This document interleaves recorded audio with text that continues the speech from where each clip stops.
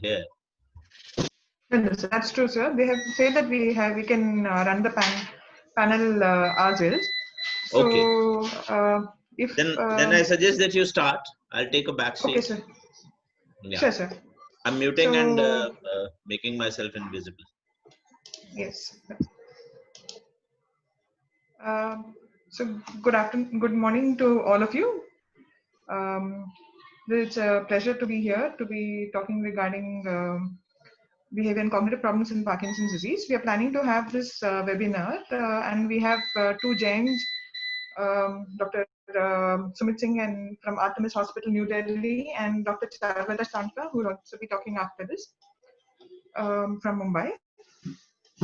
So I will, because I suppose I am audible, so I will start my slide. Yes, you are audible, Rukmini. You can carry on. Sure, sir. Okay.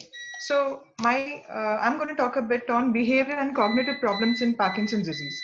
So my outline is going to be like this: overview of the disease, motor symptoms and non-motor symptoms, behavior problem and cognitive problems, and the management as it comes. So we all know that we owe the name of the disease to James Parkinson, who was very meticulous in describing the disease in patients.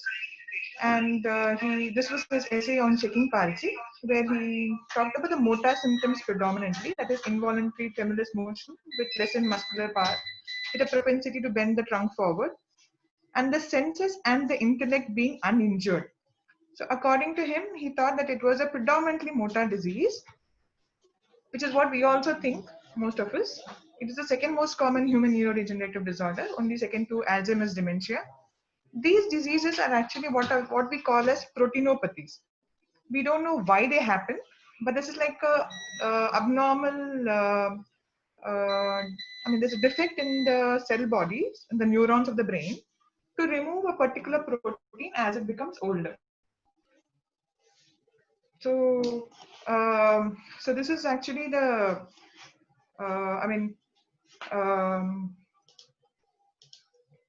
so the prevalence of, so there is a protein which is accumulated. So all of these come under these proteinopathies. So in this case, there's a protein which is called as alpha-synuclein, which gets accumulated in the cells in the brain, and that causes a degeneration of the neuron.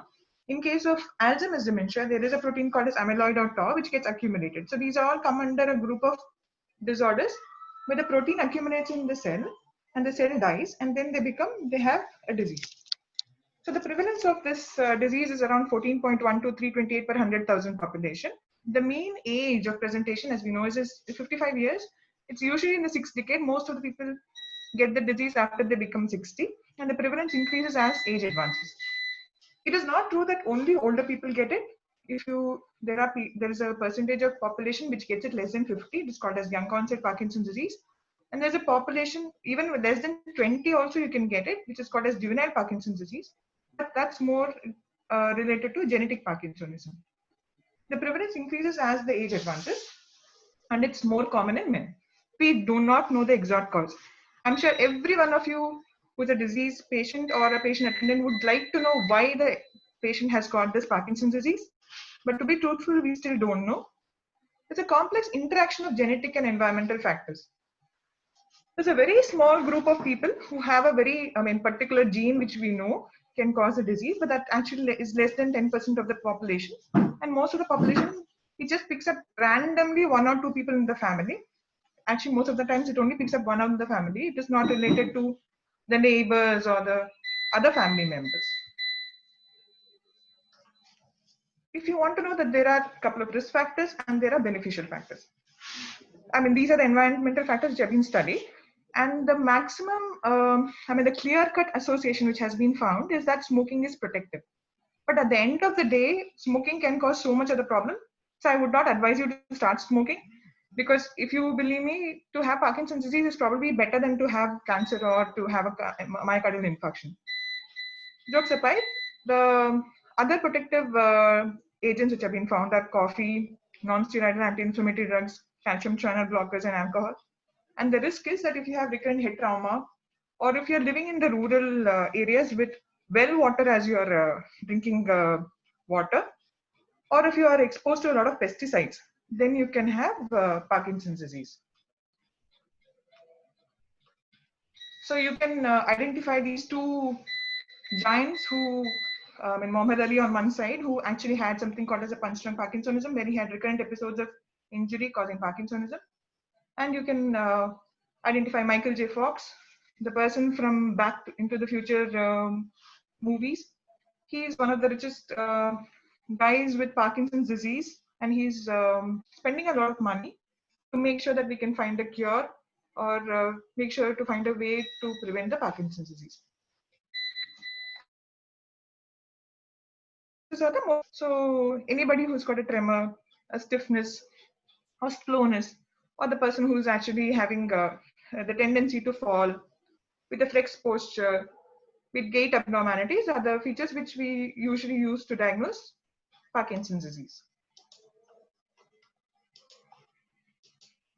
Sorry.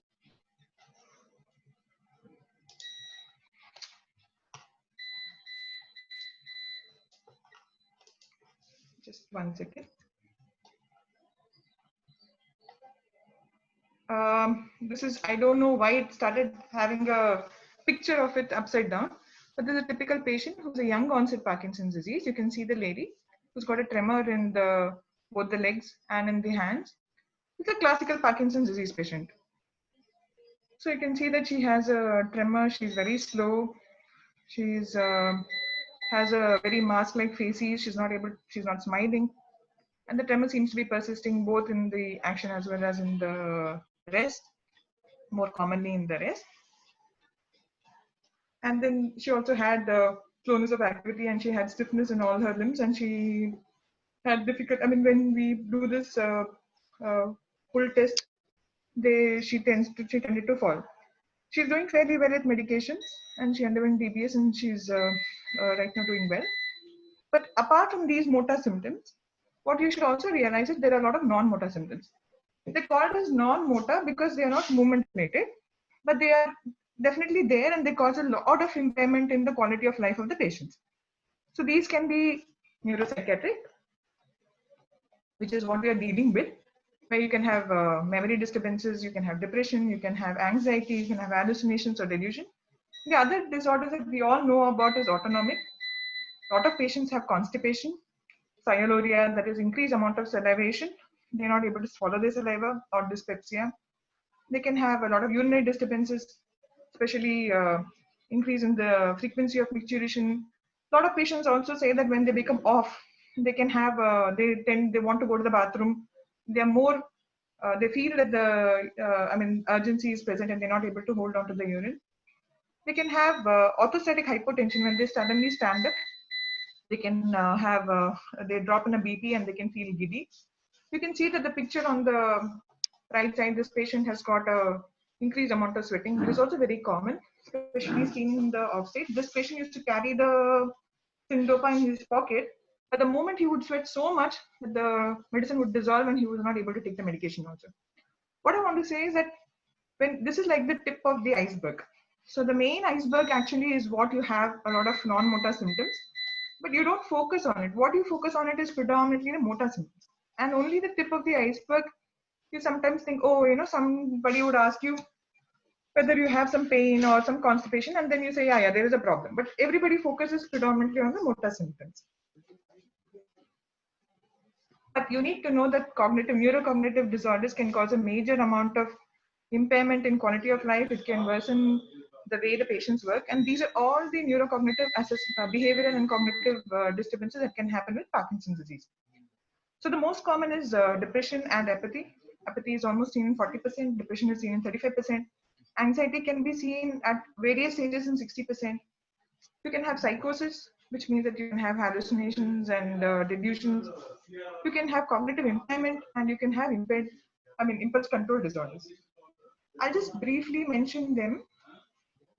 Okay, and they can happen at any time. So it is not that you'll have motor symptoms first, and then you have the non-motor symptoms later. The motor symptoms can happen at any time. Similarly, the behavior and the cognitive decline can also happen at any different times. Anxiety, apathy, depression, fatigue can all happen at any stage in the life. But usually, if you have a memory disturbances and cognitive decline or dementia, or delirium. I will be explaining about what they mean as and when it comes in. That happens usually in the later course of the disease. So it's usually the dementia and delirium. You expect around 10 to 15 years of the disease onset. You expect them, the patients, to develop dementia and delirium. So as I told you, if you have depression, anxiety, and apathy can actually precede the motor symptoms. So you may not even know somebody who must be having depression was getting treated for depression after say 3 or 4 years can develop Parkinsonism. And you would not have realized that all the time probably the depression was related to the Parkinsonism. It is not necessary that everybody who has depression has Parkinsonism, but it can precede the motor features by years. Okay. So I'll talk about depression. Depression prevalence is around 30%. It can occur at any stage of the disease. It becomes more common with increasing disease severity. And patients with Parkinson's disease who are depressed are more prone to have anxiety disorder, psychotic symptoms, or dementia. There is an increased risk of suicide also in them. The suicide risk is actually double that of the normal population. And the suicide risk seems to be actually associated with sometimes surgery like STN DBS. So what exactly do you mean by depression? Depression is not that, okay, somebody scolded me, I didn't do a work at home, office, I just lost my job and I'm feeling very low. These are just basic mood changes, but that is not depression. Depression is not a temporary change in mood. It's actually a persistent feeling, and you can have differences. I mean, changes are there even in emotions, thoughts, the physical state, and behavior. The emotions are that you feel hopeless or helpless, you feel sad or empty, you have thoughts of suicide or death, you have thoughts of feeling worthless, you feel that whatever you do is not good enough, you feel that you are extremely guilty, you think that you should not be having any pleasure. You can have anger and irritability. This actually manifests as behavioral change. The physical state that it can manage is that you can have overeating and weight gain. You can have body aches and pains. You can have poor memory. You're not able to concentrate. So all these are the physical. It manifests as physical state, and the behavior is that you can behave as a, I mean, angry, irritable person. You come across as somebody who's not I mean, who is not bothered about others' feelings. That is not true. It is basically because of the depression that the person has got these behavioral abnormalities. So the problem with depression is that depression can add on to the motor deficit, in the sense that if a patient with Parkinson's disease develops depression, it will worsen the motor deficit. They can have an added component of bradykinesia or a restricted effect. The stoop posture can become worse. They will have decreased energy, fatigue. They don't want to exercise. They have a lot of somatic complaints. So you need to identify depression. And the depressive moods can sometimes fluctuate widely, where you can have in the off period, you can have really severe, intense feeling of doom and dread. And in the on period, they can feel euphoric, which is why many patients may over medicate and come to, I mean, persistently be in a dyskinetic state. So how do you treat depression? So the treatment is actually you have to have a cognitive behavioral therapy. You need to find out whether there are other causes of depression. It could be a societal cause, or it may be because of the Parkinson's disease itself, because of motor restriction, they have an added component of depression. So all that has to be evaluated. Regular schedule of dopaminergic medication can help in treating depression, because drop in dopamine can cause depression. Exercise is actually, I mean, is a panacea for most of the disturbances in Parkinson's disease. Any patient with Parkinson's disease should exercise, because not only do the motor symptoms improve, but even the behavior and the cognitive symptoms definitely do improve. You can give medications like SSRIs or SNRIs. They can be a helpful agent. So what happens in anxiety? Anxiety disorders can also occur in around 40% of the PD patients, and they can have generalized anxiety disorder. They can have social phobia or panic disorder. They are also associated with an increase in subjective motor symptoms, more severe gait problems. So the anxiety means that you're stressed out about going out in the public, or stressed out or talking. So all this can add on to your motor problems. So it's very common. I mean, most of the Parkinson's disease patients would have said that when they are anxious, their motor symptoms worsen. And this is like, it's a typical example of an office goer who is like, he has to present he has to have a presentation, or we have had couple of people in politics who, when they want to give a talk or a speech, they become more anxious, and that's when their motor symptoms become very severe. So they have more tremor at that time, they have dyskinesias at that time, their voice becomes lesser at that time. So anxiety is a very common feature of Parkinson's disease. You can have autonomic dysfunction, which is associated with anxiety or depression. So both for anxiety also, you need to give drugs or psychotherapy or both, which can cause a dramatic improvement in the quality of life. I'll just put in a little word about apathy, though I have not mentioned it in the slides. What you mean by apathy is the inability to do anything. Your thought process, everything becomes lower.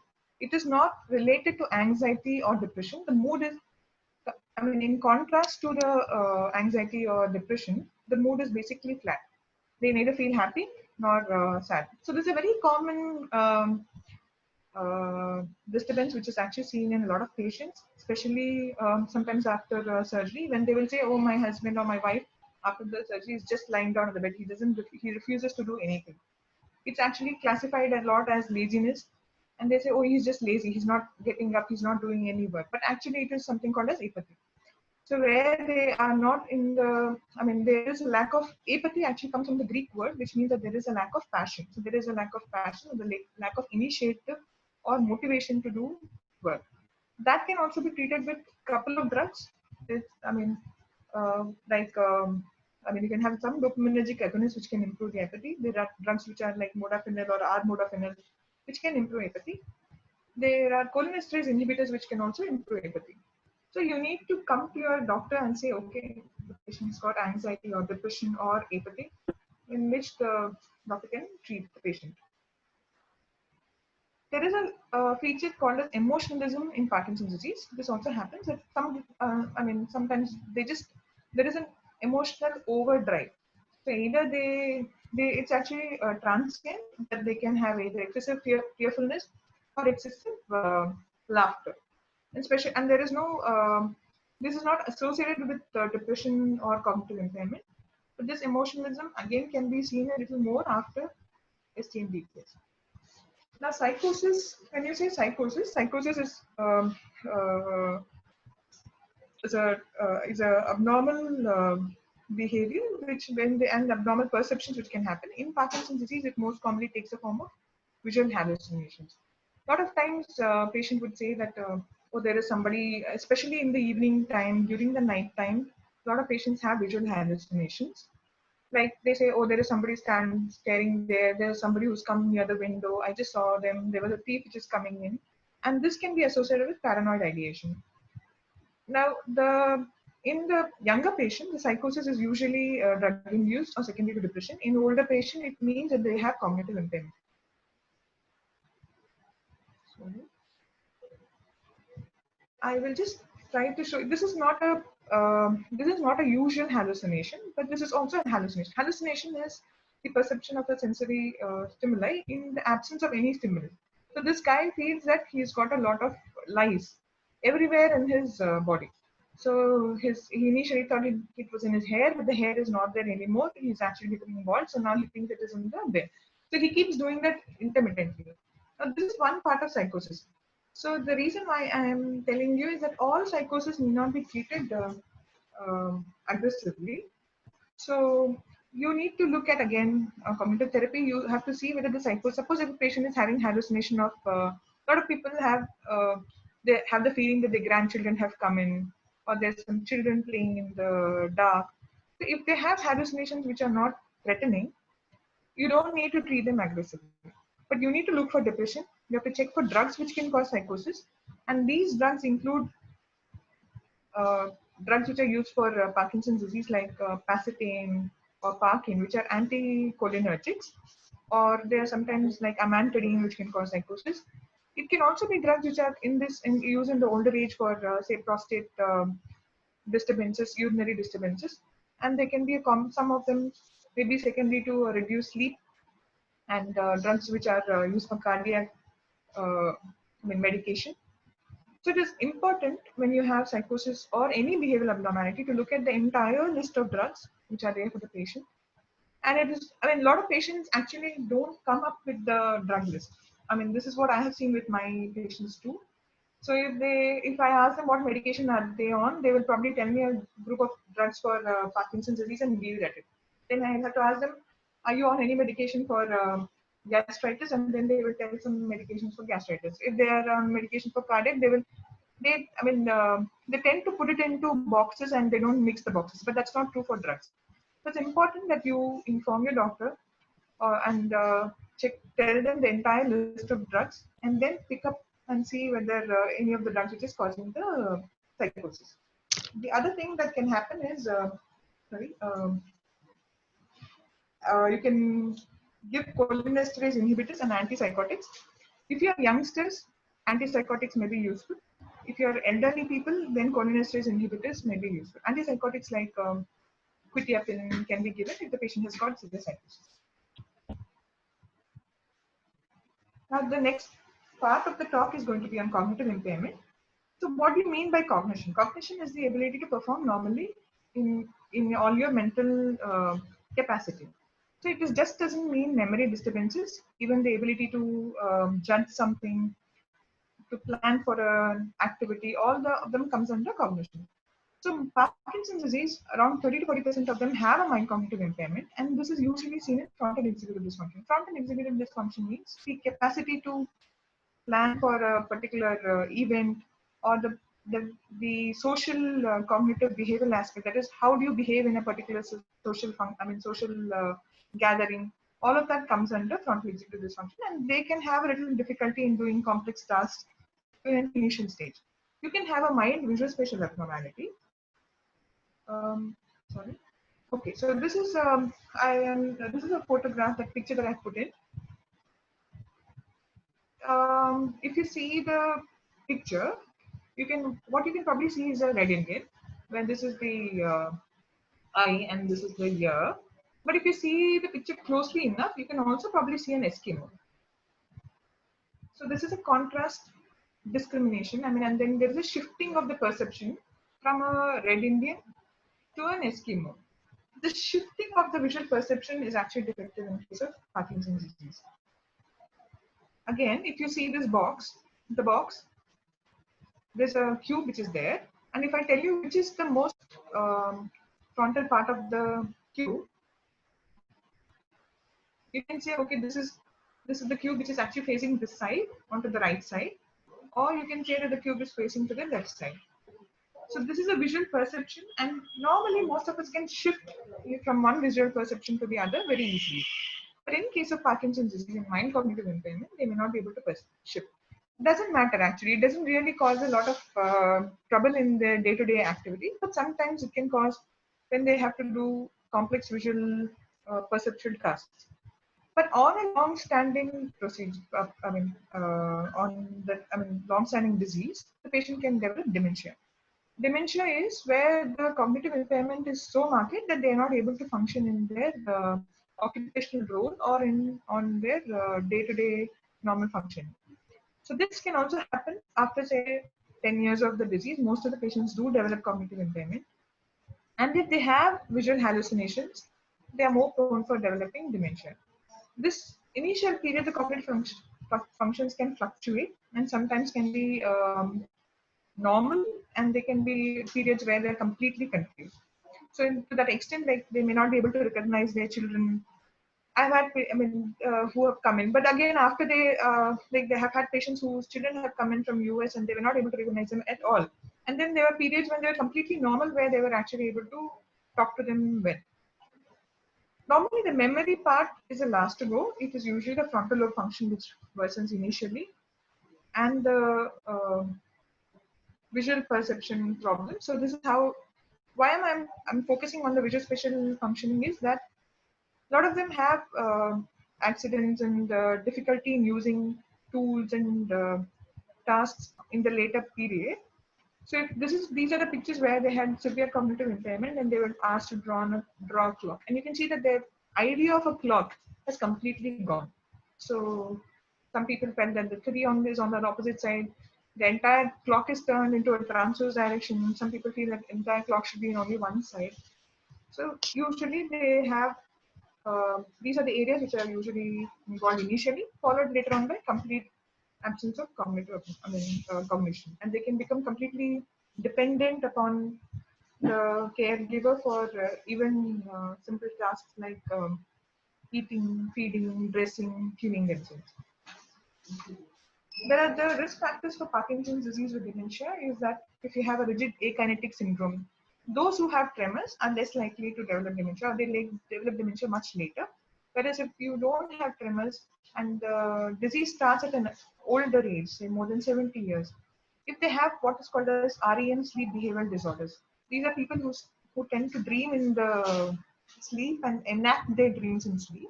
And if they are enacting, so if they're hitting out on their bed partners, they're thrashing around in the bed in the sleep, these are the people who tend to get Parkinson's disease with dementia.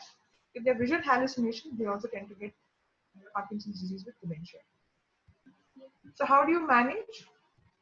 Anybody who has got a dementia with Parkinson's disease doesn't necessarily become a Parkinson's disease with dementia. There are other causes of dementia and you have to look for them. The most common cause which has to be definitely looked for is vitamin B12 deficiency.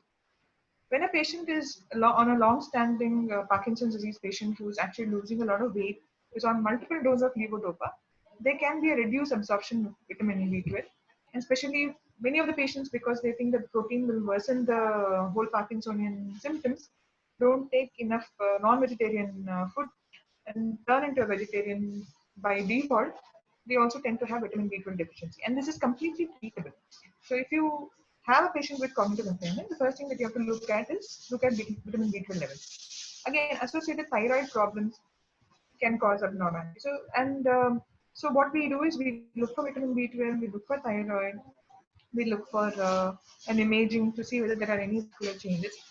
We look for drugs which can cause impairment. Again, anticholinergic drugs like Pacitane and Parkin, if taken on a higher dose. Suppose there are patients who are taking 6 and 8 drugs a day.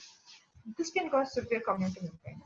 So these are drugs which have to be removed, and then you can treat them with some cholinesterase inhibitors like rivastigmine or donepezil, which does improve the cognitive impairment to some extent. So it's not a lost cause. You need to evaluate it and treat it well. The last part of the behavioral abnormality is what I would call as impulse control disorders. Now, impulse control disorders are behaviors that are performed repetitively, excessively, and compulsively to an extent that interferes in major areas of life functioning. Um, it, to give an example, one of my patients whose daughter had undergone a marriage recently had come and had said that and the daughter came and told me my mother is buying excessively. So I was like, we were like, okay, because it's a marriage time, so obviously she must be buying a lot of substances for the marriage. So they said, no, not only that, she actually bought a lot of makeup kits, lot of, the gels which are used for whitening of the skin. And when she was asked why she was buying so many, I mean, she was buying some 10 or 12 packs and things like that. And when she was asked, she just told, "Oh, I'm buying it for the maid because she's very dark. So I need to give her these skin whitening creams." That was just an excuse. She was not giving it to them, but she was just buying it. So this was a compulsive buying, where just she would look at something, she would think that she had to buy it, and she would just buy it in a bulk. Similarly, you can have pathological gambling where a lot of people gamble. Compared to the West, in Indian population, gambling is much lesser. But even then, they are they are people who actually have put in money in. They have put in online money in online gambling, and most of the people when they start losing, they would stop. But when you have an impulse control disorder, you will not stop and you will continue to lose it. So it's called as a pathological gambling. So they have patients who have had pathological gambling, compulsive shopping, hypersexuality, and compulsive eating. The cause for the impulse control disorders, they are more common in males. They are common in patients who are younger, and they have history of prior gambling or drug or alcohol abuse. People who develop severe dyskinesias can actually develop impulse control disorders. The most notorious causative agent is dopamine agonists. Dopamine agonists like pramipix and ropinirole can cause these impulse control disorders. And these impulse control disorders can be really, they can actually threaten the entire social framework of the family. There are people who have severe hypersexuality. even when they have, after taking dopamine agonists, which they can continuously irritate their spouse. This can be associated with a paranoid delusion of infidelity. And then so this is a combination of increased sexual urges, hypersexuality, and then they have a doubt on the spouses because the spouse is not responding to them, and they can have, these can actually go on and lead to divorces. And these are not brought to the notice of the doctors because a lot of patients or the patient attendants don't realize that it's actually related to the medicine. So these are, if you have a change in the behavior of a Parkinson's disease patient, it is important to immediately notify the doctor because many of them may be drug induced. And if you stop that particular drug, you may be able to come back to normal.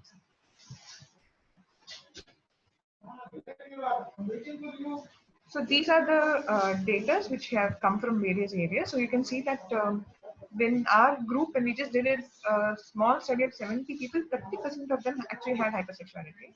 Pathological gambling is rare in all the Indian population.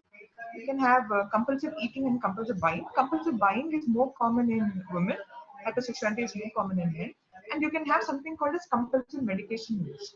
A lot of patients will say that even in spite of having dyskinesias, they continue to take levodopa day in and day out. And I had a patient who would not just stop at levodopa, but any medication which she would find lying around in the house, she would just take it because she felt like popping the pill. So this is a side effect of, again, a dopamine agonist. And if you have, if you have this problem, you can actually withdraw the dopaminergic drugs. But when you're withdrawing the dopaminergic drugs, you have to withdraw it slowly. Otherwise, you can cause a marked reduction in motor symptoms. So to conclude, motor and cognitive impairment can coexist. Most of the cognitive, behavioral and cognitive impairment can actually be secondary to medication itself. But when you're reducing the medicine, you can actually worsen the motor symptoms. Your tremor may become prominent, your slowness may become more prominent. The balance has to be maintained between the two levels. Thank you.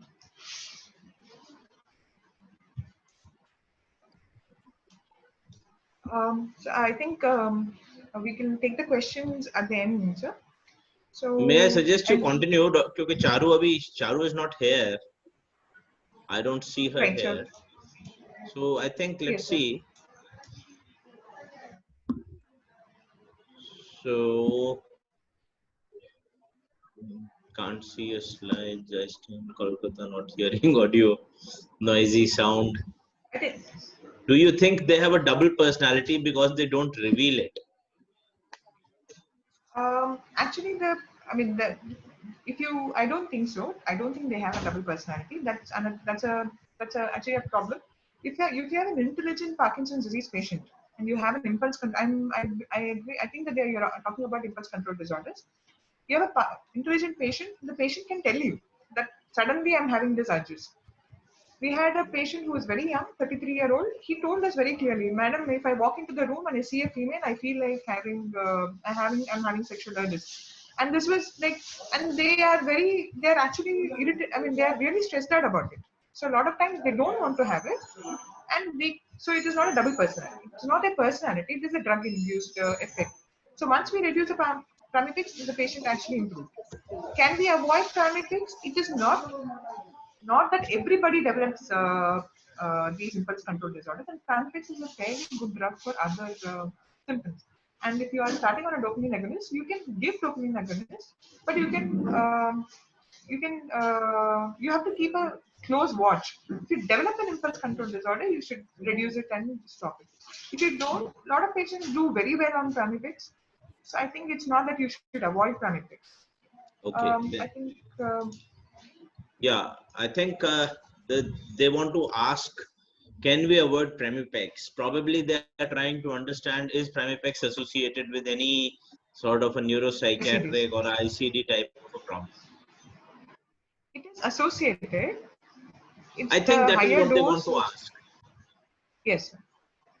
So it is associated, and it's on a higher dose. But I think so.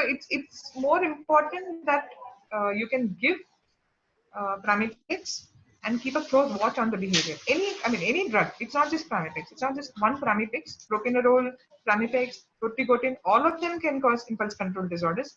Even levodopa in a higher dose can cause impulse control disorders. All medications can cause.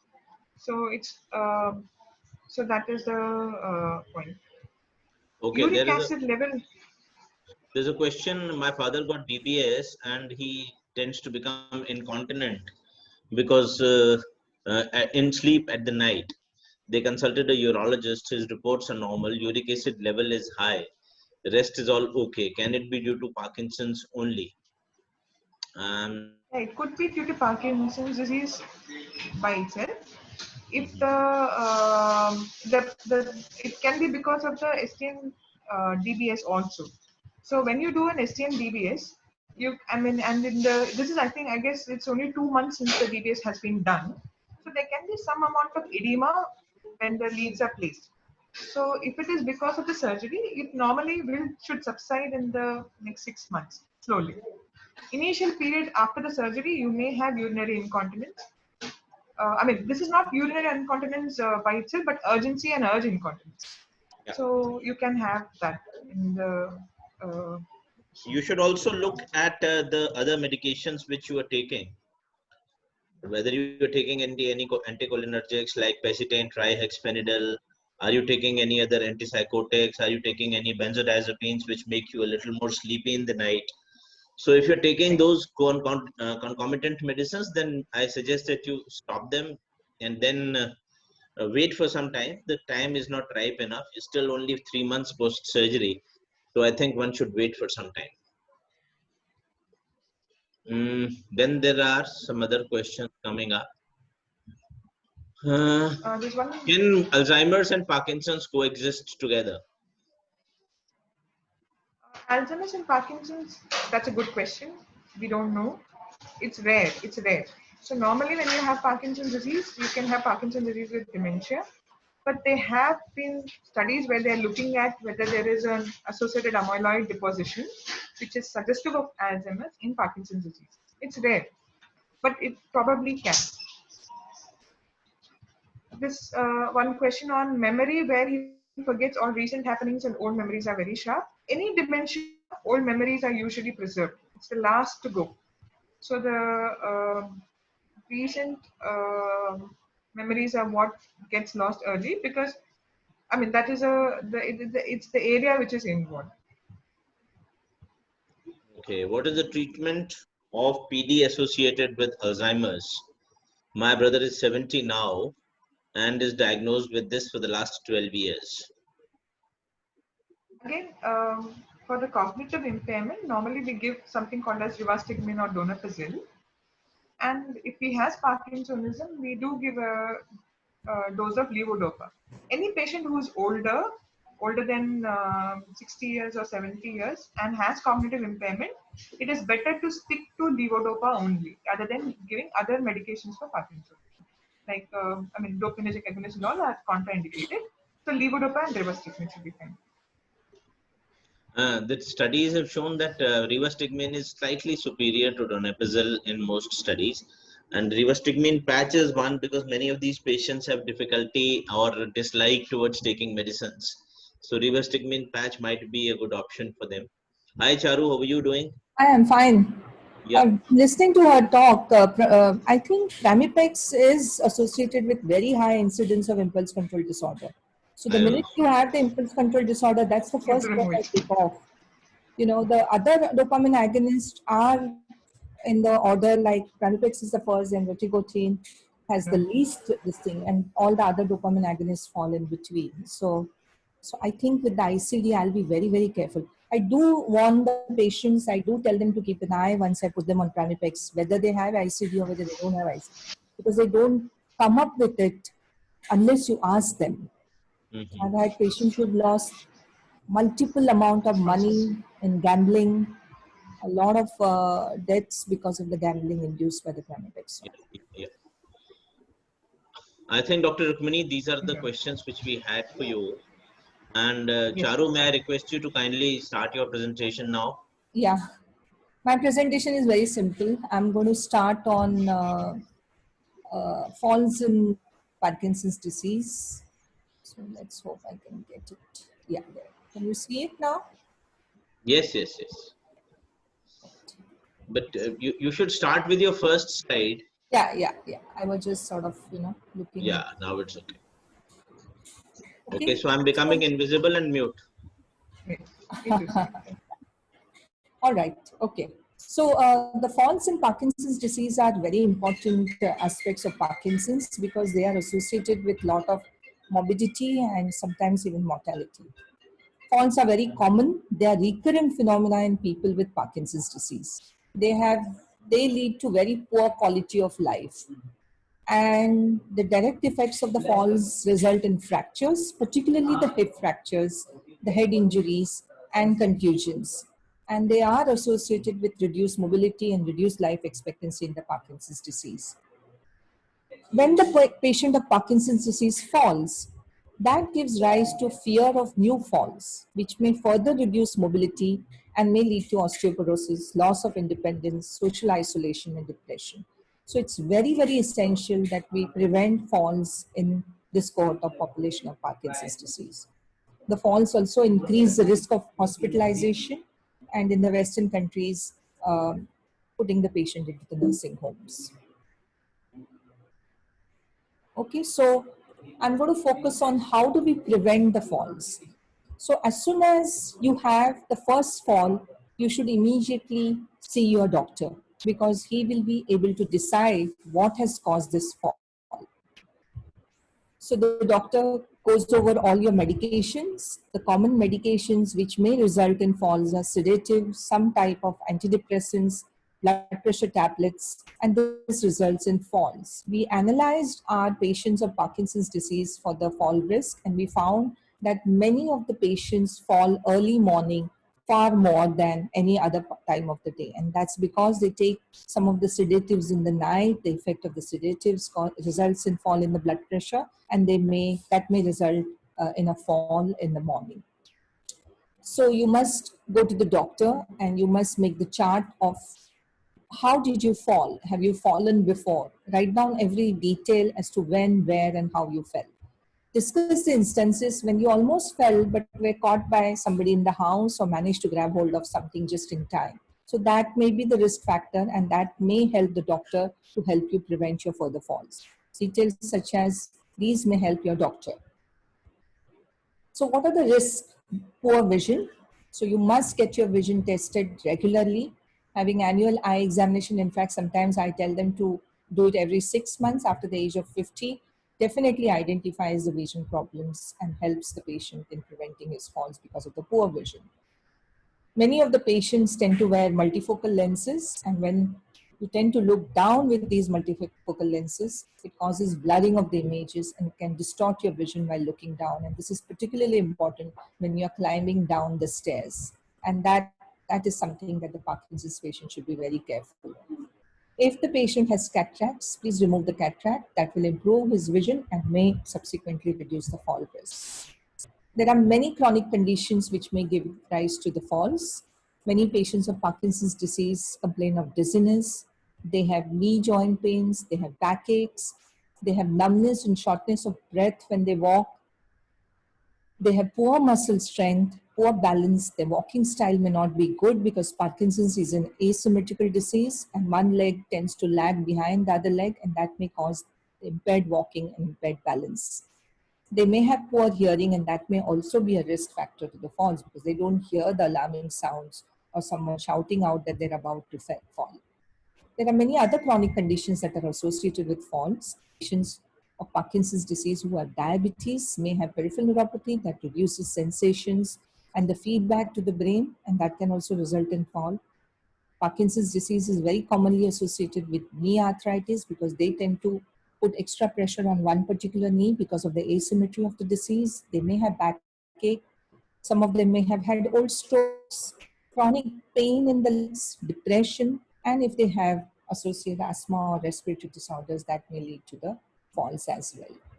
So how do you prevent falls? One of the most important things that I tell my patient is to keep moving.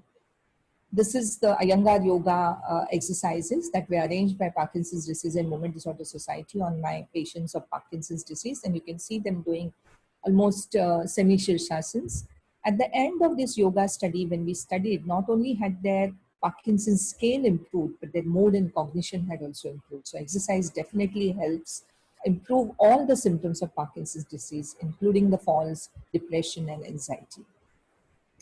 So I keep telling the patients of Parkinson's disease to keep moving. Physical activity can go a very long way into fall preventions. If your muscles in the legs are strong, then they can hold you when you're about to fall and when you're about to lose your balance. Any kind of exercise is useful, whether you walk in the house, you do stationary cycling, you do water workouts, you do Tai Chi, which is a gentle exercise that involves slow and graceful dance-like movements, or whether you do yoga, it definitely helps prevent the falls. Activities reduce the risk of falls by improving the strength, balance, coordination, and flexibility. Don't avoid physical activity because you are afraid it will cause fall more likely. If you have fallen once, don't restrict your physical activity thinking that, oh, you're going to fall again doing the same activity. No, carefully monitor your activity. Carefully monitored exercise programs with physical therapists will prevent this fear. And they can actually create an individual exercise to suit your needs in improving your balance, improving your flexibility, and improving your muscle strength and gait. Again, these are the patients who underwent the yoga therapy in the Iyengar Yoga. And this is a quote from my one of the patients. Yoga has been a whole new experience in facing the challenges of Parkinson's disease. Second thing I tell the Parkinson's patient is wear sensible shoes. Consider changing your footwear as a part of your fall prevention strategy. All the patients who are wearing floppy slippers, high heels, and shoes with slick soles can make you slip, stumble, and fall. Walking in your stockings or walking wearing the socks may also increase the chances of fall because the proprioception from your foot doesn't reach your brain. And at the same time, the stockings are slippery. I always tell the patient to wear properly fitting, sturdy shoes with non-skid soles. Preferably, if they're wearing the sandals, they should have a band behind to hold the sandals so that it doesn't come off your feet while you're walking.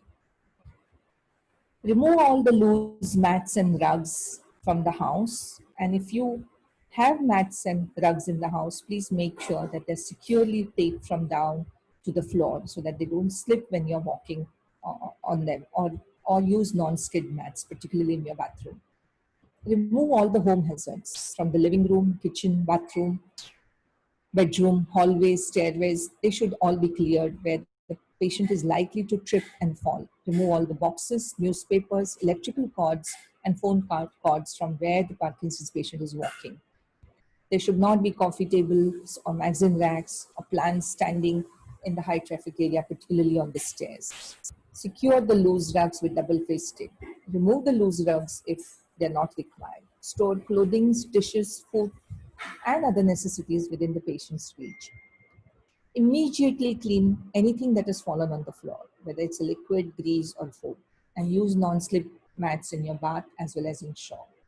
This is a classical house where there are children as well as elderly staying together, and you can see the children's toys are on the floor, and it increases the very likelihood of a elderly person slipping on these moving toys and falling.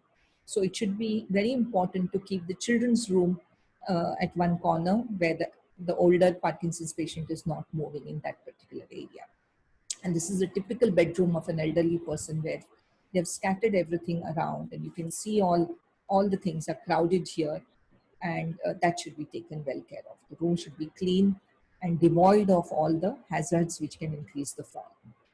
Lighting up your house is very important. Keep your house very brightly lit. Avoid tripping on the objects that are hard to see. Parkinson's patients also have visual problems, and that's the reason it's important that their rooms are lit. The hallucinations are worse when the rooms are dark. The hallucinations are worse in the evening as compared to morning when the light is bright. It's very important to put night lights in your bedroom, bathroom, and hallways. You should put all the lamp buttons within the reach of the person, or if it's not possible, then the person should have a torch so that he can get up in the night and look at where he's walking and not slip onto any objects that may have been fallen on the floor. Make clear paths to light switches that aren't near the room entrances. Consider trading traditional switches for glow in the dark and illuminated switches. Turn on the light before going up and down the stairs. Always keep the flashlight handy in case there is a power outage. Use assistive devices. If you are not sure of your balance, use a cane or walker to keep you steady. Any other assistive devices also help. Now the market is flooded with a lot of sticks to help the Parkinson's patient prevent freezing and walking. Handrails should be there on both sides of the stairways. There should be non-slip treads, that means non-slip stickers on the bare wooden steps in case you slip onto the edges of the steps. A raised toilet seat that is very easily available in all the pharmacy stores, and preferably there should be armrests in the toilet seat. There should be grab bars in the shower and tub. In case you lose your balance, you can grab the bar. A sturdy plastic seat in the shower or a tub and handheld shower nozzle for bathing is very important. If you do not have this, you can call the occupational therapist and she can look at your house and make it very easy for you to walk around without having the fall. These solutions are easily installed and relatively inexpensive, and they may result in preventing a nasty fall which may take away all your independence. Caregiver in the Parkinson's patient is a very important person. In addition to losing motor skills, Parkinson's patients are emotionally very low, and depression often precedes motor slowness. To do daily tasks is a marathon effort for Parkinson's patients. They should be constantly encouraged to do the simple tasks independently by their caregivers. Caregivers need to understand their needs and provide the necessary support whenever the patient is likely to land up into trouble. We also have various support groups like PDMDS and online forums that are available for the patients, which teach exercises such as physiotherapy, speech therapy, cognitive therapy free of charge, and they are easily available, particularly in this lockdown situation, as the form of webinars. So this is the PDMDS. You can log on to it, Parkinson's Disease and Movement Disorder Society of India, and they run the support groups all over India. So I'm going to end my talk here. Thank you, ma'am. Actually, that was very short, but that was very, very essential. I will just look.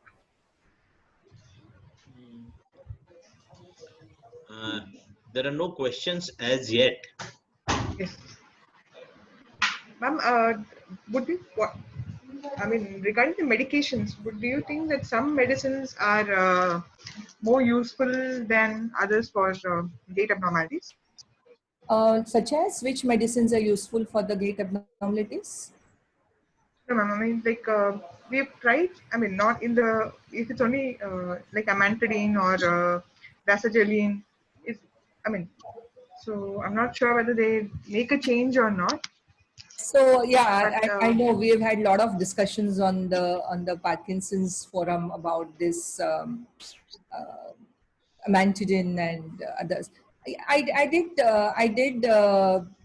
do the literature search on the amantadine and freezing of the gait, and the amantadine. There are many papers which say that amantadine prevents the freezing of the gait and may help prevent the falls.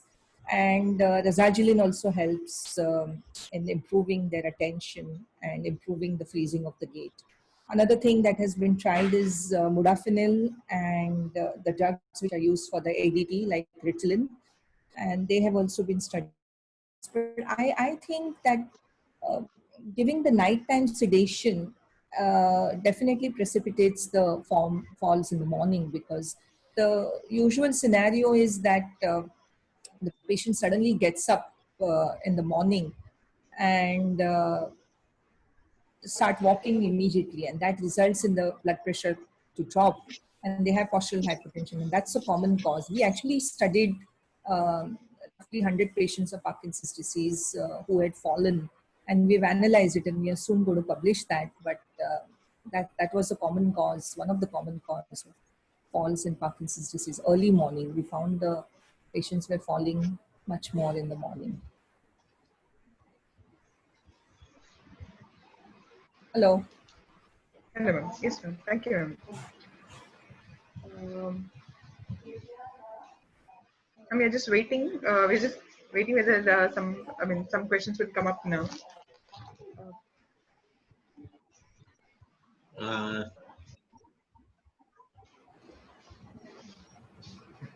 Actually, the PDMDS, ma'am, actually one of them, when we had started a Parkinson's Society in Hyderabad, the walker that they had with that connecting with having a laser in front definitely did help a lot of our patients. I mean, not having freezing episodes and falls due to freezing episodes. I So I think had those devices, many of them handheld are laser. available. Yes, sir. Many of them are available on Amazon. Yes, sir. The one which are the good quality imported ones are a little expensive. They cost about 16,000 to 17,000 rupees. But a grandson of one of my patients made a improvised Yes, device which was sir. USB chargeable, and it was costing only 2,500 rupees. And he got a President's Award for Innovation, and he was only 12 years old. So, Wow. so he created a small device. So the moment you put that device on the floor, the laser comes and it marks an imaginary line on the floor. When you lift the stick off the ground, the laser goes away. And it has got a lithium ion battery inside it. And you can do a USB charging of that battery. So he has done a great job. And his grandmother was very well, accommodated to this device, and she was able to walk much better after this. Yes, sir.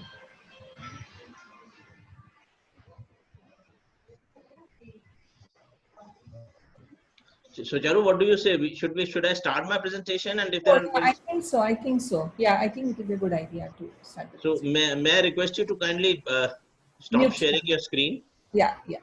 I'll just stop the sharing. No, for some reason I've lost the control of my screen. That's what I was looking just now. So I can do that. Help you. Yeah. Now it's okay. Yeah. No, it is still being shared. It's still being shared. No idea why that is happening. I think the website guy has to do something. Yeah, He he has to has. give you rights. Yeah. Because I have stopped my video.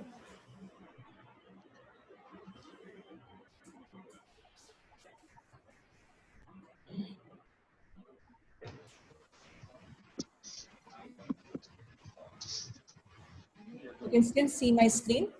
Yes, I can still Yes, see. ma'am. I don't know how I'm not able to control it. You are okay. Your screen I is think the sharing. technology guy from Metronics has to take care of Now, this. now is it gone? Stop share. Yeah. Now it's gone. No, yeah, no. Gone? Yes. Yeah. Yeah. Okay. Okay, so I've been asked to speak on the advances in the treatment of Parkinson's disease. Is my screen visible? Yes, sir. Yes, sir. Okay, It's visible, sir. yeah. Okay, so I've been asked to speak on the advances in the treatment of Parkinson's disease. This is a simple audience, so the presentation is going to be a simple one. So of course, there are some experts, and I don't think they need any, information about the advances in the treatment as of now.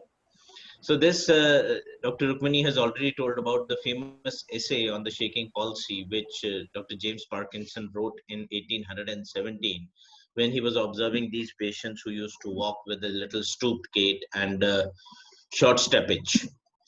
Now, this would be the outline of my presentation, the overview, diagnosis, treatment, and some new research.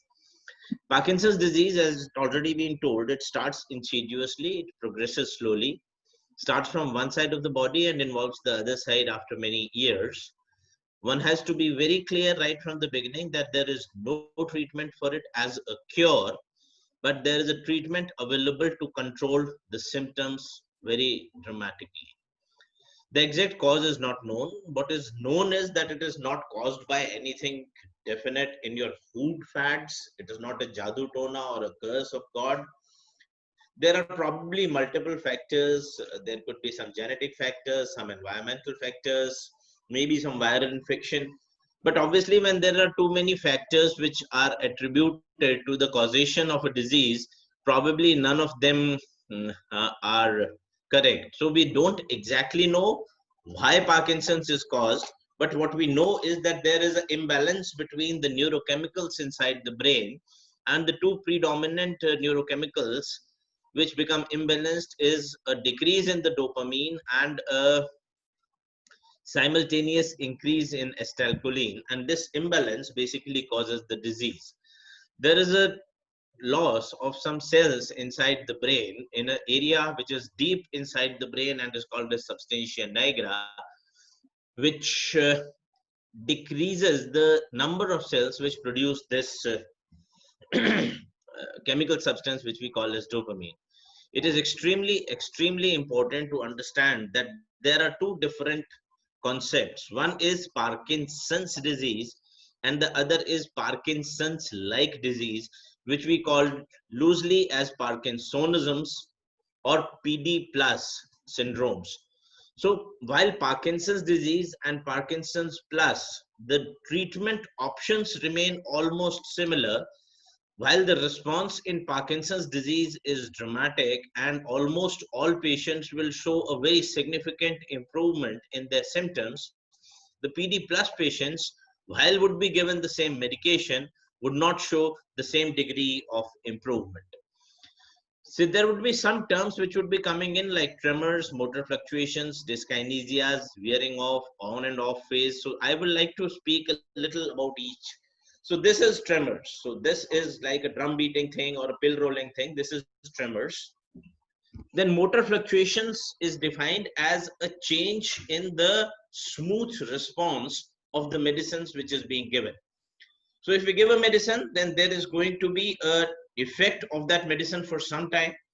And then you will take the next medicine and its effect is also going to be there for some time. And this effect is going to be smooth. But whenever this effect becomes erratic, sometimes the effect is very good, sometimes the effect is not so good, they are called as motor fluctuations. Dyskinesia is these abnormal movements, these dancing movements, these abnormal jerky movements of the body are called as dyskinesias. Wearing off is when the effect of the medicines, it tends to become a little less. So for example, if you start the medicine in the initial phases of the disease and it works for 6 hours, wearing off means that the disease, that the effect of the drug is going to go away in about 4 hours or less. On phase is when the effect of the medicine is the best, and off phase is when the effect of the disease is almost gone.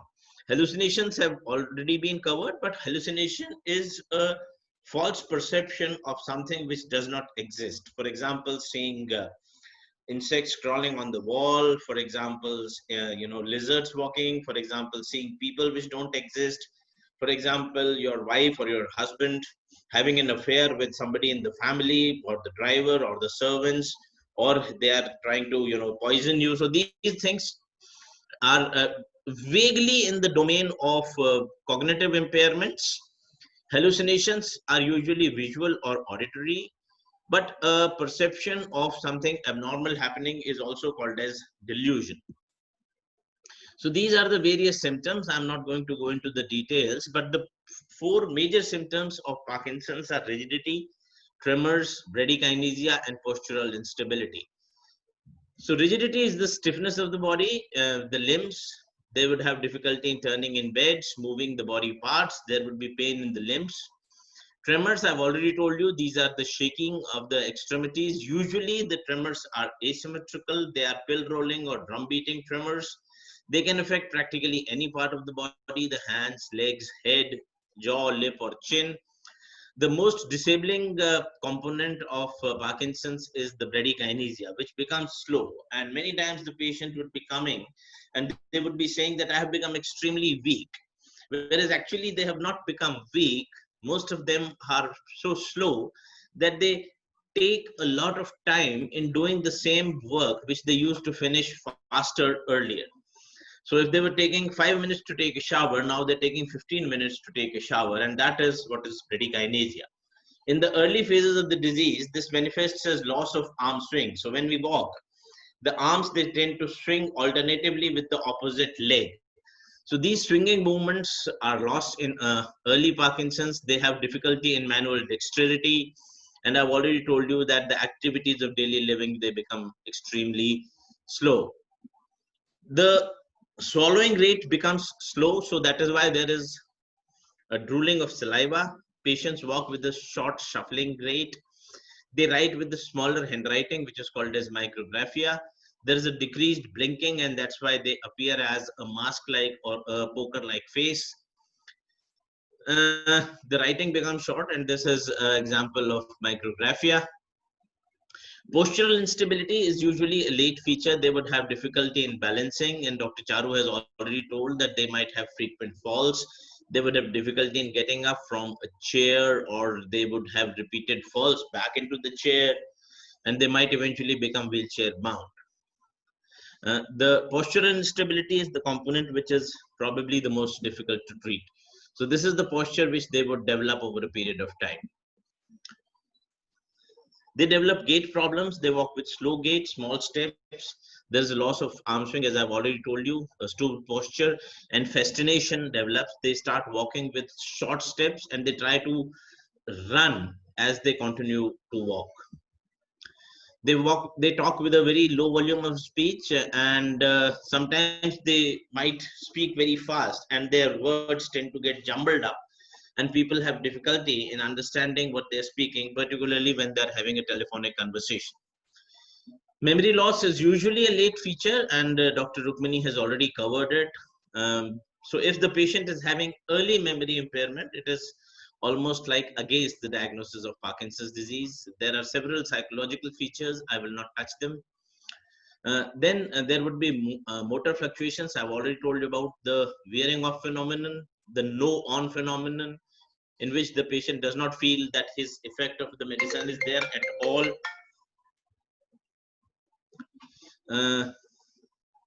They would have dyskinesias, and dyskinesias are of several types. They could be peak dose, which is when the effect of the drug is the best. Then they could be off dose, when the effect of the drug is the least, and they could be biphasic, which means that they might be there when the effect of the drug is best and also when it is going off. So these are the various types of motor fluctuations which you might see. There are no diagnostic tests for Parkinson's. If we do a test, that is basically to rule out other disorders which resemble Parkinson's. Many times one has to resort to doing PET scans, like a fluorodopa PET scan, but they are neither diagnostic nor essential for making the diagnosis or initiating the treatment, because regardless of what the diagnosis you make, the initial treatment remains similar. It's only the response is better in Parkinson's patients and not so good in the non-Parkinson's or Parkinson's-like syndromes. So these are the way that these Parkinson's patients would be appearing. So this was when I was having a telephonic online consultation with the patient. So you can see that they are having difficulty in getting up from a chair. They're having a difficulty in walking.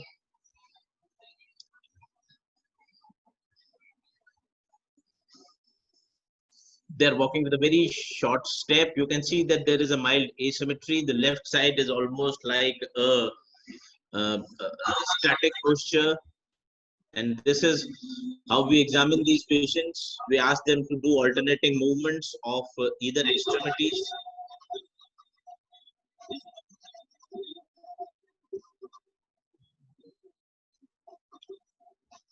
So our aim is basically to examine the patient and see that he is slow, and this asymmetrical slowing and this asymmetrical tremor is what we need to elicit at the time of examination.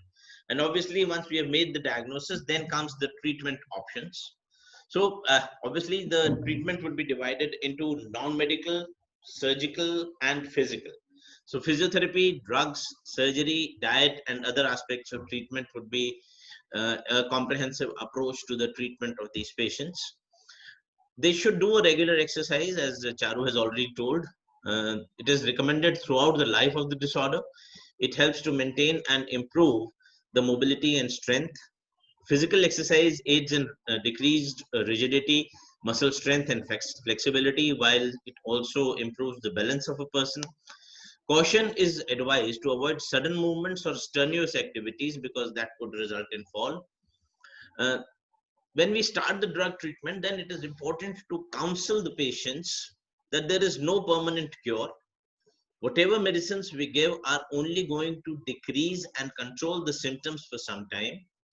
Drugs do not worsen or stop the progression of the disease. There is no cure available. There might be some drugs which might slow down the progression of the disease to some extent in some patients. The treatment has to continue lifelong. The dosage of the drugs is only going to increase, or new drugs will be added and some drugs will be taken off depending upon the effects and the side effects. But it is never that the patient is going to be off all medicines ever in his life. But at the same time, we should also break the good news that the medicines will have a very good response in his activities of daily living. The most commonly prescribed drug is levodopa, but it is not necessary that every single person should be started with levodopa. Patients who are older means more than say about 60 to 65 years of age, who are not having significant psychological problems, or are younger but have an activity of daily living requirement higher, can be initiated with levodopa. But otherwise, we should resort to other options because eventually the side effect profile of levodopa might be a little troublesome. Other drugs which we can give are amantadine, bromocriptine, rotigotine, trihexyphenidyl, selagiline, rasagiline, safinamide, ropinirole, pramipexole, apomorphine. So it is practically impossible to discuss the full treatment of Parkinson's disease in a single presentation, but I'll try to give you catch points for each component of these treatments. So levodopa is best given empty stomach. It should be given first tablet as early as possible. We should decide the activities of daily living requirement of the patient. So there is no use of filling in your car with petrol and then parking it in a garage. So if you are, say, having a long afternoon nap, there is no need to take an afternoon tablet. And there is also no need to take a night tablet early in the phase of the disease because there is going to be some sleep benefit overnight. And therefore, the timing of the medicine is according to the activities of the daily living of the patient and the timing of the day. High protein contents should not be given with levodopa because it can sort of interfere with the absorption of the drug, and so is B6. So unlike most neurological disorders where neurobion or the multivitamin is something which is given very commonly, this is one condition where it's best avoided. The side effects are nausea, vomiting, it could be hypertension, postural giddiness, sometimes psychosis, hallucinations, and the most important ones are the motor complications. So it is combined with carbidopa. It's a drug which is, so we don't get levodopa plain these days. It is always combined with other drugs so that its availability to the brain is increased. And the formulations which are available is 110, 125, and 275 milligrams dosage. And then you have a controlled release preparation, which is 250 milligrams. 110 is practically never given except when we have to modify the minor fluctuations in the symptomatology. So it is usually the 125, 275, and the 250, which is usually prescribed. There are other drugs which can further increase the availability of levodopa to the brain, and these are COMT inhibitors, catechol O-methyl transferase inhibitors. So the one which is available in India is entacapone. They are available as fixed dose combinations, and you must have heard as syncapone and edcapone. So they basically again increase the availability of levodopa in the brain. And I have seen several prescriptions where entacapone is given in isolation. So it is useless if it is given in isolation. It is always to be co-prescribed, co-administered, and co-consumed with levodopa for its effect, because in itself entacapone has no anti-Parkinsonian activity. Now, the concerns with levodopa are motor fluctuations would be seen in about 70% of patients after 15 years of treatment. So these could be wearing off phenomenon, on and off fluctuations, dyskinesias, which are the most troublesome ones, and several types of dystonias. So while this is tremor, this is dyskinesia, these abnormal postures of the extremities are called as dystonias. And then you might have neuropsychiatric manifestations, which have already been covered. The second group of medications are dopa agonists, ropinirole and pramipexole. Their dosage are markedly variable, but they have almost similar mechanism of action. If there is coexisting depression, probably pramipexole is a better alternative as compared to ropinirole. There are sustained release preparations also available. It's your doctor who's going to be the best person to tell which one is the best drug for you. The side effects are almost similar for all of them: nausea, vomiting, hallucinations. Most importantly, excessive daytime sleepiness. So always ask and always tell your doctor that you are already having sleep problems during the day and you feel sleepy during the daytime, so that he is cautious in prescribing these drugs to you. Pramipexole is slightly more associated with excessive daytime sleepiness as compared to ropinirole. Nausea and vomiting can be taken care of by giving antiemetics before the dose. The way of administering dopamine agonists is to start low and go slow and reach the maximum possible dose or the maximum tolerable dose, which is variable for both these types of dopamine agonists. Impulse control disorders have already been discussed. So dopamine agonists, particularly pramipexole, is probably one drug which should be given with caution and should be withdrawn first if somebody develops these. The MAO-B inhibitors are selagelene, rasagiline, and safinamide. They're always given as a single dose, preferably after breakfast. They decrease the off time and increase the on time. And there are questionable studies which say that probably they might even slow down the progression of the disease. They should not be given in the evening because they interfere with sleep and can cause nightmares. Amantadine is an antiviral drug with some specific type of actions, which I don't think need to be discussed on this forum. It is usually given in early and also in advanced Parkinson's disease. It's a good drug for gait problems and dyskinesias, as has already been discussed. A very good drug for dyskinesias, but it has association with higher cognitive problems and hallucinations. So it is one drug which is very commonly associated with hallucinations, and it can also cause jerks in your body in the night. So these jerky movements, which are called as myoclonus, is also very commonly seen with the amantadine. Apart from it, it can cause swelling in the legs and some problems in the cornea. So visual problems can also arise with amantadine. Anticholinergic drugs are good for tremor-dominant Parkinson's and in young patients. So trihexyphenidyl and benztropine are the two options which are given for these, but they are not to be given in older individuals, particularly males, because it is associated with memory impairment, dysphoria, confusion, dry mouth. It can cause hallucinations, sedation. It can trigger off an angle closure glaucoma and worsen the prostate problems in elderly males. So it is to be given in caution in this group of patients.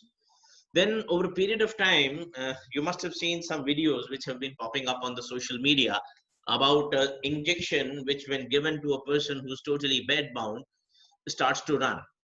So this is an apomorphine injection. It has been available globally for a very, very long time.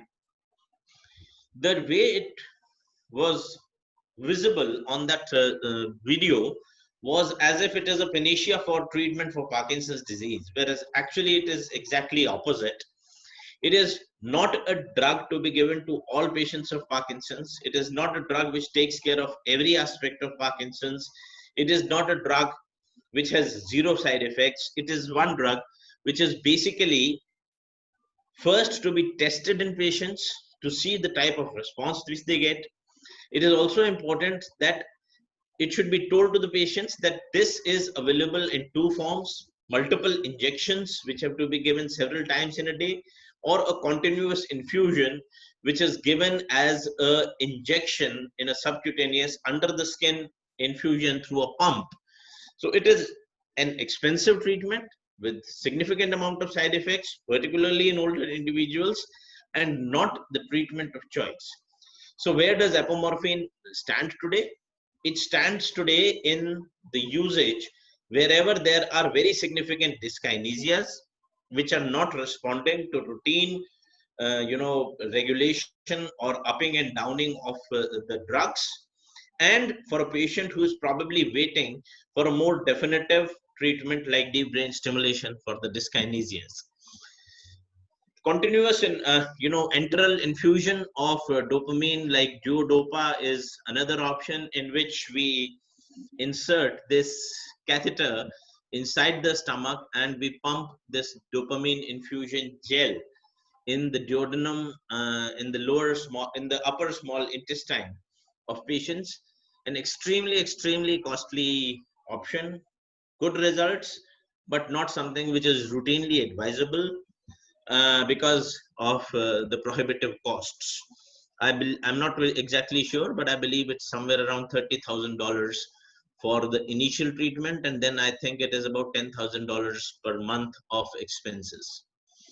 Now, as the disease progresses, there are several complications which arise in the treatment. So I describe the treatment of Parkinson's like the marriage, where in the initial phases you are in a phase of honeymoon where the interaction between the husband and wife is good. So the interaction between the drug and the disease is so fantastic that it becomes very smooth. But over a period of time, the disease and the drugs, they interact in a unexpected manner, and then the fight starts between the two, and the complications in the form of motor and non-motor complications, they start to fall in. The non-motor complications have already been taken care of, so I would be discussing extremely briefly about the motor complications and their approach. So these are the three stages: the early, moderate, and the advanced Parkinson's. So it's usually in the moderate and the advanced Parkinson's that you would see these motor complications. So this is a slide which tells us that this is the therapeutic window. Therapeutic window basically means that this is the amount of effect which you would get with medicines. And in this therapeutic window, I predominantly talk of levodopa and to some extent of other drugs. So this therapeutic window, or the effect which you expect with medicines, is very good in the initial phases of the disease. But as you continue to grow into Parkinson's, this therapeutic window tends to become smaller, and the side effects, which are the on-phase dyskinesias or the off-phase dyskinesias or the dystonias, they tend to become so problematic that sometimes it is the side effect of the drug which become much more than the disease itself, and they become even more troublesome than Parkinson's itself. So they need to be taken care of. So wearing off phenomenon, as I've already told you, that the effect lasts shorter than earlier. So you can add entacapone, you can give sustained release preparations, you can add ropinirole or pramipexole, add a catechol or methyltransferase inhibitor to tide over the wearing off phenomenon. Now the dyskinesias, as I've already told you, are of several types. They could be early in the morning, in which case you can give a overnight dose of a long-acting dopamine agonist or a sustained release levodopa. They could be peak dose, in which you reduce the total number of dosage but increase the frequency. They could be end of dose, in which you increase the individual dosage. But almost always these are all tiding over phenomena. You can add amantadine to take care of almost all types of dyskinesias. You can add a long-acting formulation of levodopa. That is also going to take control of the dyskinesias to some extent for some time. But when these dyskinesias start, it is at that time that you should start counseling these patients for a more definitive treatment, which is surgery. So all patients with Parkinson's disease, if you're reasonably sure of the diagnosis, should be given the information about the surgery that they might need it over a period of time. They should be mentally prepared for it over a period of time, and they should be financially prepared for it because it's an expensive surgery. So that is what an ideal team of movement disorder specialists should eventually look at, to counsel the patient right from the inception stage of Parkinson's, to tell them that what are the complications which are expected over a period of time, and what would be the different treatment options and the definitive treatment options when the need arises. So I think this part I have already discussed. So we will come straight away to the surgical treatment.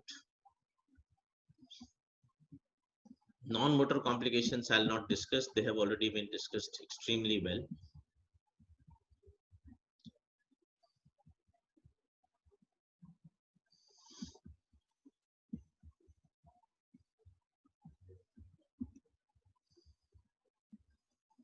So surgery, there are two types of surgeries which are available.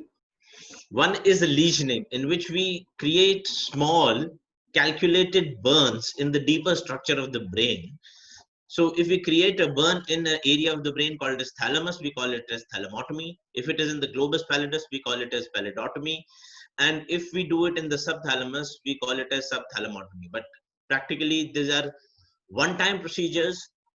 They are irreversible procedures. It is difficult to do them on both the sides of the brain. So they can be offered in our country as a rescue option in those patients who can't afford the surgery, because deep brain stimulation is an expensive surgery. So DBS is basically putting in small wires inside the deeper structures of the brain. And the most common area which we use is the subthalamus, which is in the deeper portion of the brain. So these thin wires are inserted into subthalamic nucleus, and then they are connected through wires which pass under the skin to a battery which is placed under your chest wall just below your collarbone. And this battery transmits small currents inside the brain and stimulates this area of the brain which is in the deeper part, and that is why it is called as the deep brain stimulation surgery. So this is eventually how a patient would eventually look like. So these are the electrodes which are put inside the brain. These are the connecting wires, and this is the pulse generator which is put under the skin just below the collarbone. So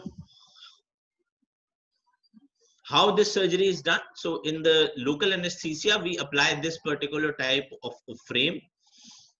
After putting in this frame, we do a MRI and then a CT scan to understand which is the exact position and how do we reach that particular area of the brain.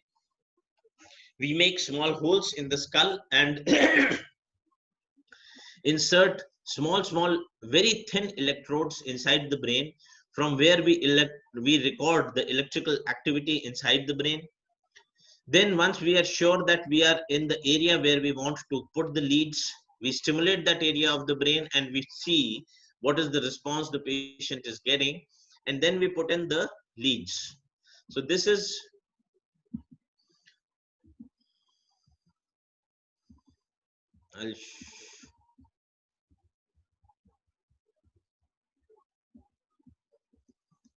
I had some videos. Yeah, this is the video.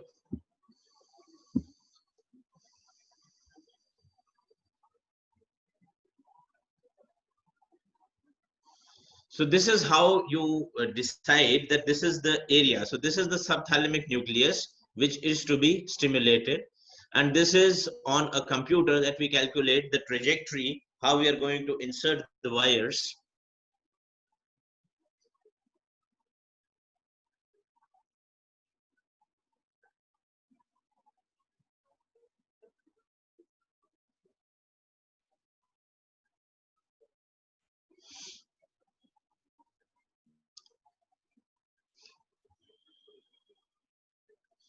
This is the different coordinates which we calculate, and we make a chart. These are the holes which we make. So very small holes which are done under local anesthesia in the skull. And these are the small electrodes which we insert inside the brain to record the electrical activity of the brain. This is a surgery in which a neurologist and a neurosurgeon work as a team. So while the surgeon is deciding which area of the brain is the area where he's going to putting the electrode, the neurologist during the surgery is evaluating the response when the current is being transmitted as to how the patient is responding.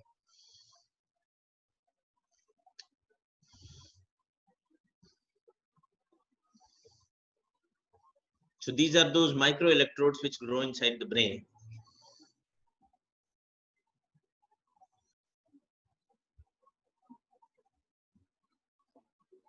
And all this is under local anesthesia. The patient is fully conscious, communicating with the doctors during the surgery.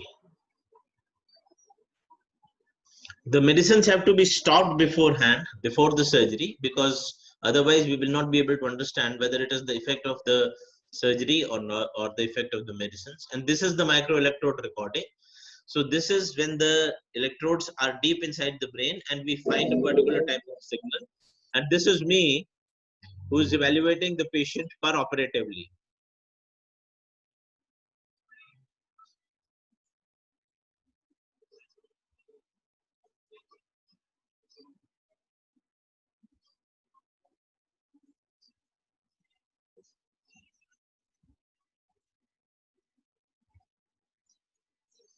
So you see that as soon as we start the stimulation, the amplitude of movement of the leg improves dramatically.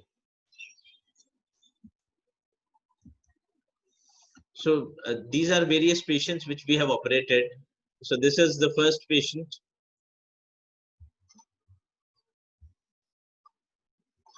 So this is an international patient who had only unilateral disease, but we had to offer deep brain stimulation to her because she was not able to tolerate the medicine, and any type of medicine was not possible to be given. So this is before the operation.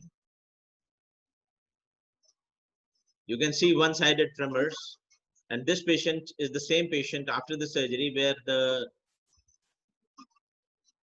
the surgery has been done and the patient has shown a significant improvement. This patient was extremely resistant to all treatments, and he had you can see that he is having these extremely severe tremors. He requires the support of 2 people to get up from a bed, and this is post surgery where he's shown a almost reversal of his condition and he has become completely independent in his activities of daily living. So this is a patient who came to us from Nepal. So this is before the surgery, where you can see that the frame is being applied over the skull, and she requires at least 2 people for her to support in her mobility. And this is the same patient second day after the surgery. Now this is not a type of response you should expect in all patients. The lesioning effect, which means that the effect of the physical presence of the electrodes inside the brain, can sometimes last up to 3 to 4 weeks.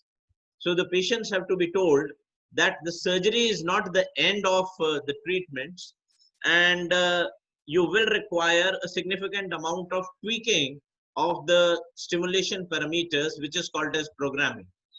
So this is another patient before the surgery and the same patient on the 3rd day post-op. So in effect, there are many options which are available for the treatment of Parkinson's patients. Medical treatment is one. There are several options and several research treatments which are ongoing, but the point is that research is an ongoing thing which is not proven as a treatment.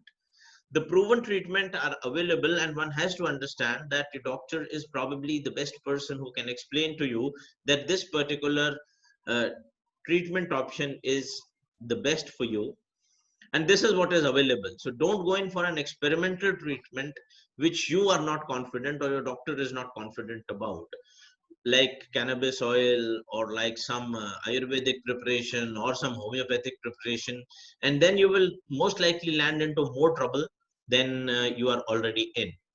The effect of the medicine is going to be exceptionally good for a long period of time, and maybe you will never require surgery in your lifetime.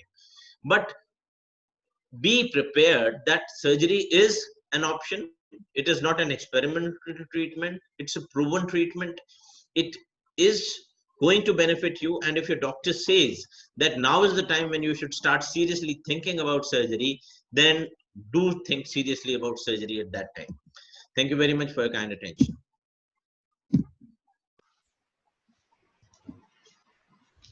Thank you, sir.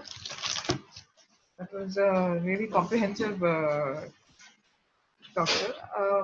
So that the part about the alternative medicines is, I mean, that's an interest. I mean, a lot of patients actually take some muconaprurients like Zandopa or something like that. Yes, yes. And they don't want to change once they take those medications. So how do you manage them, sir? See, one is that they are crude preparations. So we don't really know what is the amount of levodopa in these preparations in one particular teaspoonful. The second thing is that we don't really know whether it is pure levodopa or there's some stimulant already associated with it. Whether we don't know there are some serotonin agonists, whether there is some other stimulant, whether there is some other drug which is going to make them feel good factor. So I strongly recommend them not to take it, because once they develop complications to them, our medical options become extremely restricted. So do you have you done GPI DBS also for TB patients, sir? No, to the best of my knowledge, no, we have not done. We focused only on STN. Because even for us also, we are also only doing STN DBS. But the question is that if you have a cognitive impairment, mild cognitive impairment, whether it would be preferable to go for a Yes, it is. GPI. It is those people who have a pre-existing cognitive impairment. There, for the motor components, I think GPI DBS might be a better option. But we have practically no experience with GPI DBS. What about Deodopa, sir? No patient. I think it is so I mean, prohibitively costly that patients would have difficulty in one, procuring it, managing it, maintaining it. All these three things are extremely difficult. I believe the total monthly cost is about $10,000. I suppose So that is that's very prohibitively expensive. costly for even the most All of them. affording group of people. It's a little less, I think. It's not 10,000. It's a little less for the Indian continent. Maybe I have no, actually, I don't have much information, but the best. Long ago, and we unfortunately didn't have any patient who could afford that cost. So we had The to. initial expenditure was about $30,000. And when it came into the market, I am reasonably sure it was about $10,000 for a maintenance of maybe a month. But now it maybe have come down. We don't know. Yeah. There's a question regarding falls. Actually, both of you can answer that they are common in a person. Can he undergo DBS? Can he undergo DBS to prevent the falls? No. No, the DBS doesn't do anything to the falls, unfortunately. Yes. They seem to worsen also a little bit, no, madam. The ones who have a little bit of balance issues, if they go for surgery, Yeah. some of them tend to So worsen DBS a bit. doesn't prevent the falls, doesn't actually prevent the incidence of the falls. We unfortunately had very few patients who have undergone DBS when we were studying the falls in Parkinson's disease. There are only 4 patients who actually answered our questionnaire. So we should do a study on the DBS patients and falls and non-DBS patients, age and sex related, but it doesn't prevent the falls. Whether it actually worsens the balance, yes, there are times it does worsen the balance more than what it was before the DBS. So. There's a question other for you, question. Rukmini. My father had a surgery in February at NIMS. Due to lockdown, they can't consult there. So what do we do? Where does this patient Ah, belong to? I think online consultation you can adjust. Na? There are now Yes, guidelines to adjust the DBS parameters online. yes. yes. So we could We do. on online Yeah, consultation. even we do We have do a it. We do it. teleconsultation. Yes. Yeah. So maybe they should get in touch with Rukmini on teleconsultation, and she will adjust the So if parameters. they're in Mumbai, they can contact you. If they're in Delhi, they can contact me. That is also possible. Yeah, that's Yes, that's correct. That's correct. No, I think the company, the Medtronic policy is that they are not going to intervene in the talk. So the panelists have to get that ball rolling. okay. But I think most of it is being covered. Yeah, I Um, think we should call it a day. Yeah, yes, sir. I think it's a good session. So yeah. So But nice to see you I both, thank sir. my Ma'am. co-panelists and everybody at the Medtronic's end and the patients to be there. And it was a pleasure seeing you and Rukmini together after a long time. Yes. Yeah, thanks, Yeah. Sumit. Thanks a lot, sir. It was nice Thanks. to hear And both of you. Yeah, it was good. Okay. Bye bye. Have a good agree. day and stay Okay, safe. Have a good day. to Thanks. stay You too, home. sir. Yeah. All the Take care. Parkinson's patients, please stay at home. Yeah. Exercise at Yeah. home. Thank you.